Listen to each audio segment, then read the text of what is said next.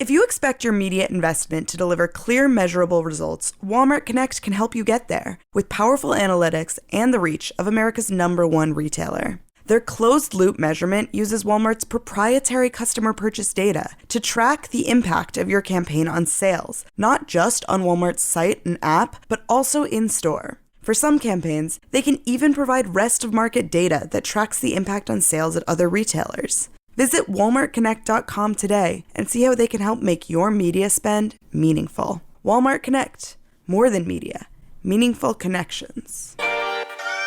Hello, listeners. Today is Wednesday, April 17th. Welcome to Behind the Numbers, Reimagining Retail, an eMarketer podcast made possible by Walmart Connect. This is the show where we talk about how retail collides with every part of our lives. I'm your host, Sara Lebow. Today's episode topic is how to reduce friction at the point of sale.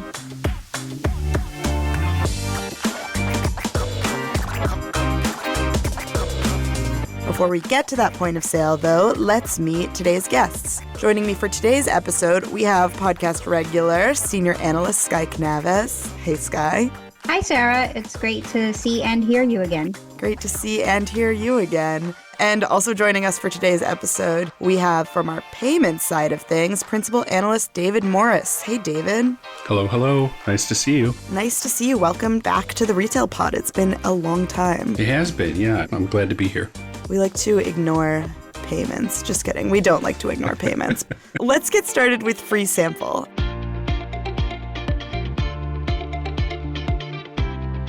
Our Did You Know segment, where I share a fun fact, tidbit, or question. I've got like a fun fact quiz combo today. I'm going to start with the fun fact. Did you guys know that there is a McDonald's in Sweden that's been open since the 90s where customers can like ski through and get their meals? No, I have not heard about that. I've always admired Sweden. I'm not surprised that they've taken the fast food concept and innovated on it. And made it healthier. Right. Exercise and eat McDonald's. My question for you is, what do you think that the McDonald's is called? It's Mc something. I'll give you that. McSki? Yeah, it's McSki. You got it. That's great. Some other ideas we had are McChalet, McSlopes, but it's McSki. I think they could have pushed it slightly further. Okay, let's keep going. Now it's time for our next segment, Retell Me This, Retell Me That, where we discuss an interesting retail topic.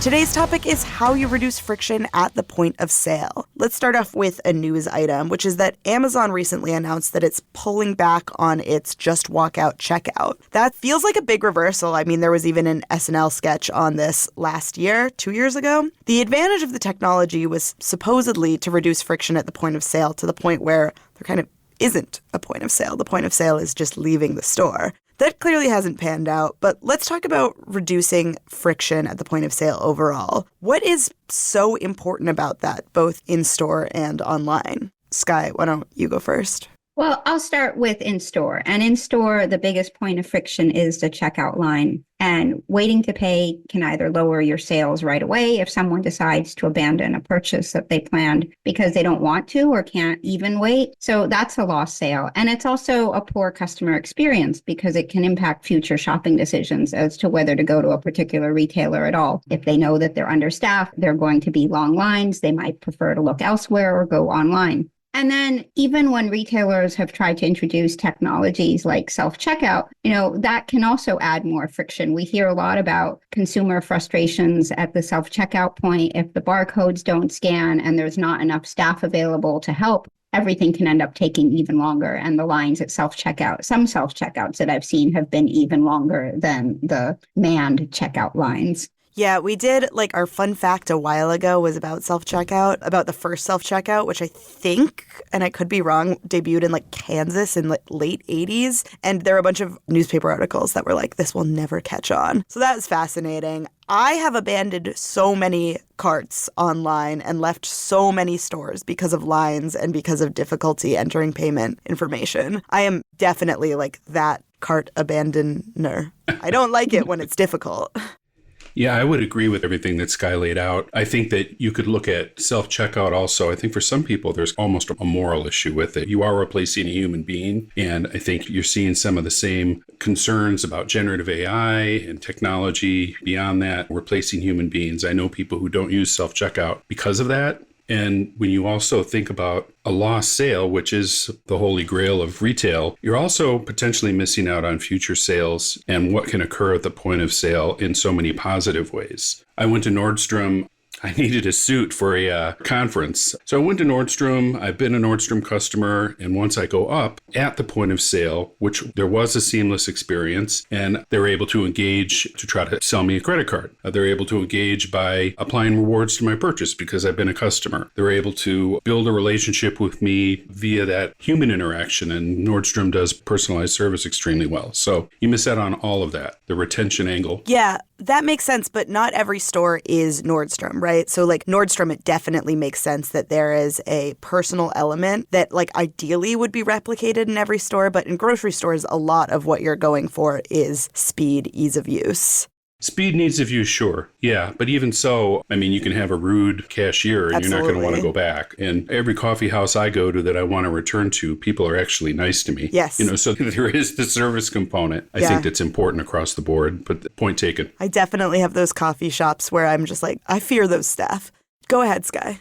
And in a retail store environment, that doesn't have to be limited to a checkout line. I mean, in some scenarios, like a supermarket, yes, you kind of might want to have one place to check out with a person. But in a lot of other retail environments where the customer service is more important, you can have mobile points of sale where a sales associate is empowered with an app or a phone to check people out across the store, and they can take the payments via tap to pay or even stored payment for loyalty members. They might have that. It would give them also the opportunity to upsell, to check inventory. If they don't have it in store, it might be available online for a ship to someone's home. Yeah, I think the most familiar example of that is probably the Apple Store, which is relevant because it brings us to Apple Pay, which I think is like one of these big things that has helped reduce points of friction, both with tap to pay, checking out, and also online. Earlier today, I ordered a salad on the way to work, and I was able to just click the button on my phone instead of pulling out my card on the subway to order it. So yeah, similar in helping up those sales that might not otherwise take place. I think, Sky, you and I were talking about this together a little while back, that ultimately one of the friction points is not being allowed to pay the way you want to pay. Mm-hmm. So it can be Apple Pay, it can be buy now, pay later. You need to be able to give people the option to pay the way they want to pay. And I don't know, Sky, if you wanted to add anything there. Right. Online, we know that cart abandonment is such a huge issue. Well over 2/3 of online carts are abandoned. And there are a whole host of reasons for that. Some of it is just around consumer behavior. People want to save things in a shopping cart while they compare prices across different websites, or they use their shopping carts as kind of a wish list. But I think not having preferred payment method is a really big one as well. And another one is having to enter payment information. And that's especially critical because as more shopping moves to mobile, nobody ever wants to have to pull out a credit card and enter 16 digits into a tiny box on their phone, especially when there's a contrast in Apple Pay, which is pretty significant because it's so easy and it's just your face and you click a button and that's it. So I still feel a little bit of joy when I see Apple Pay button on my phone because I know it decreases the likelihood of friction. Yeah, sometimes the internet connection is not good or there's another issue. The website is slow, the app is slow. But overall, when I see Apple Pay, I know, oh, this is easy. It is easy, but also, like, not everyone does use it. I mean, on our forecast, we have, this is specifically for proximity mobile Apple Pay, so paying in person, but fewer than 50% of iOS users use Apple Pay at checkout. So what is stopping people from adopting those easier checkout strategies that would ultimately help retailers make those sales? I would look at it more positively in that I think you've seen a tremendous amount of growth. The pandemic is a tipping point for many to be able to switch into mobile. And the fact that you have that many people utilizing a smartphone to pay regularly, I think is actually a positive sign. I don't have the data in front of me, but we expect that to continue to grow very aggressively. And it's not just a consumer who may want to use Apple Pay. Do you use buy now, pay later, Sarah? I don't use buy now, pay later. I'm afraid of it. Yeah. So that's another podcast. If you think about the Affirm user, not everybody accepts Affirm. Like credit and debit cards are almost ubiquitous if there's a point of sale, right? Buy now, pay later, not quite so much depending on the particular brand. But if you're Affirm, you want to be able to make sure that whether or not that retailer accepts buy now, pay later, that you can get that Affirm user into the store and pay. And you can do that actually by using a virtual card. Affirm does have a debit card, and it can give that user a virtual card that they can upload into Apple Pay, and then lo and behold, they become an Apple Pay loser by virtue of being an Affirm user. You said Apple Pay loser, but I'm going to assume that's just a slip. And did I say Apple Pay loser? That's actually, which I definitely am. I mean, the thing that got me to become one was the ability to pay at the subway. You can tap to pay with your phone. It's way faster than pulling anything out. It's really seamless. I was just talking this morning with our retail analyst, Sara Marzano, about this, and she said that also got her to adopt it, as well as having a child, because now she is carrying a stroller or a kid around. And so the Apple Pay really helps with like the ease of use. I think it's one of those things that gets people over that like speed bump to adopting. And that you mentioned this, Sarah, about speed and convenience at the grocery store, for instance. And I think speed across the board is really, really important. That's one reason that PayPal has done some innovation with their checkout, streamlining it. The short story there is essentially using one-click checkout, which in and of itself isn't new, but being able to platform that across over the course of maybe the next year, up to 35 million PayPal merchants, so that you have one-click checkout by virtue of having put your information into PayPal in the first place. And that, according to PayPal at least, cuts your checkout time in half. Sounds pretty good to me. I want to keep moving into some predictions, but before we do that, I'm just curious, do either of you still carry cash? I rarely carry cash. I keep like $20 in my wallet. Sometimes I feel like it might be there for years. And then I recently started carrying a little more cash for my daughter's allowance, but I rarely use cash. I can't remember the last time I went to an ATM. My husband does that and he gives me cash because I don't even know where my ATM card is. I didn't carry cash for maybe 3 or 4 years, and I realized I was doing some people a disservice by that. How am I going to give a tip? I don't have cash. And so I think, Sky, what I do is what you do. I mean, I have $60 to $80 tucked into a little wallet. I never use it, but at least it's there. It's on Linus's blanket of sorts.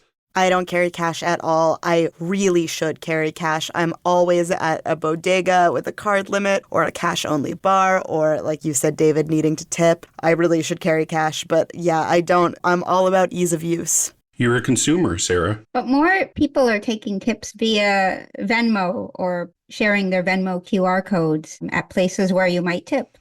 Yeah. My nail salon just made this switch, which makes me feel way less, I guess, guilty because I know that part of it gets taken away when I do it on the card. But yeah. All right, let's keep moving. Now it's time for our segment, Red Hot Retail. This is our guest's opportunity to give us their very specific and potentially risky predictions on a topic. The predictions can be mild, medium, spicy, or extra hot. The higher the spice level, the riskier the prediction. Today, I have asked Sky and David each to bring me 2 predictions for the future of retail payments. So we're keeping it very open-ended here. Sky, why don't you start us off with a spice level and a prediction? Sure. Mine is mildly spicy. I would say jalapeno, but I tend to have really mixed luck with jalapenos. Either not spicy at all or incredibly spicy. So maybe looking at my list of pepper spicy rankings, I'll put this at a poblano level. Sure. I don't think I've ever had a super hot poblano. But my prediction was inspired by your discussion of Amazon's Just Walk Out rollback in grocery stores. And they've said they're going to focus a bit more on their smart carts that can be used to kind of scan and go as people shop. And Instacart has something similar with their caper carts. And my prediction is that these are more of a flash in the pan and won't gain that much traction because I don't know that retailers in grocery really want to invest in this technology. It might be a little expensive and they don't necessarily reduce friction. So Instacart put out an interesting press release recently talking about their caper carts. And they talked about about how people are waiting in line to use the caper carts at some grocery stores because there's demand to try them out. So the time that they're saving at checkout, they're spending waiting in line. And they also are kind of promoting them as fun for the whole family, where kids will insist on playing with them and scanning all of the grocery items, which seems like it's just going to make the shopping trip take even longer. So yeah, if you have time, if you want to shop as entertainment and use a fun shopping cart that you can also play games on. And their real selling point is that they can be used to upsell and advertise via the screen on them. But I think they're a little gimmicky. And ultimately, I think scan and go via a mobile phone will be really the way to go. I've used it at Walmart and at Sam's Club, and it really is easier to scan products and kind of check out while I'm shopping. Those introduce a bit of a friction point when you're leaving the store because somebody has to check your receipt, but I think that's going to become more automated. So Sam's Club is rolling out these gates that will kind of use computer vision to see what's in your cart and check it against your receipt in the app. Or if you're me, whose phone is always dead. The only reason that I think that the carts might stick around is because they're more real estate for advertisements. But if you have your phone in your hand as a scanner, you can replace the screen on the cart with the screen on the phone, and you can still put advertisements on it. So I don't necessarily think of these as a friction-reducing agent as much as more space for advertising. That said, Amazon's leading the charge on these, and I don't trust Amazon to get in-store correct really anywhere, so I don't necessarily trust their innovations. For what it's worth, Sky, I completely agree. In the back of my head, I was thinking, well, one thing the cart can do is provide the retailer a path. And if you think about grocery, that's extremely important in terms of where items are placed, how people navigate through that purchase experience. But I don't see any reason that they couldn't do that if the mobile phone is on too and you're tracking along the way. David, can you give a spice level and a prediction? Yeah, I'll give you the 2 out of 4. I guess that's somewhat spicy, but not too bad for most people. Realistic, perhaps, is another way of putting it. I think biometric checkout has a lot of legs. There's always been concerns about consumers' perceptions of privacy, trust, and so forth. I think a lot of that can really come down to a trust in a brand. I have an Apple phone. I don't think twice whenever it scans my face. The concept of something scanning my face prior to using Apple frightened the heck out of me. Didn't think I'd ever allow that to occur. But it's Apple. And I trust Apple, for better or for worse, to protect my information. Apple has a fantastic reputation, and Apple has a reputation for an amazing customer and user experience. So it's seamless, it's easy, it never faults me, and I'm in. And I think it's that kind of engagement and experience with biometrics that people need to have to get them on board. Amazon One, I know there's issues with Amazon Walkout, but Amazon One technology, which is the palm-based checkout, it's already in QSRs, convenience stores, gyms. They use it for enterprise security. They use it for hospitals. And I think there's some really strong utility. The use case is important here. Hospitals, for instance, where, you don't want to be touching things, especially staff when they're there all the time, going from patient to patient. It's perfect in that regard. So I think those use cases, the stores with smaller footprints,